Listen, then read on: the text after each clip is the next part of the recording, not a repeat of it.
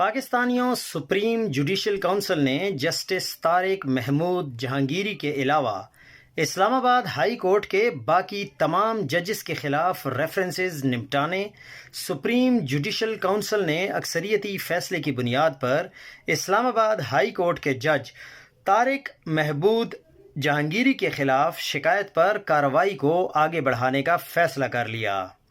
اس حوالے سے سرفراز ڈوگر کی جگہ پشاور ہائی کورٹ کے چیف جسٹس عتیق شاہ سپریم جوڈیشل کونسل کے اجلاس میں شریک ہوئے۔ اسلام آباد ہائی کورٹ کے چیف جسٹس سرفراز ڈوگر جہانگیری صاحب کے معاملے میں اجلاس میں بیٹھنے سے معذرت کی۔ سرفراز ڈوگر نے کہا، میں پہلے ہی جسٹس طارق جہانگیری کے خلاف کیس سن رہا ہوں، اس وجہ سے میں سپریم جوڈیشل کونسل کی کارروائی کا حصہ نہیں بننا چاہتا۔ یہ پہلی بار ہوا ہے کہ جسٹس ڈوگر صاحب نے ذمہ داری کا مظاہرہ کیا ہے۔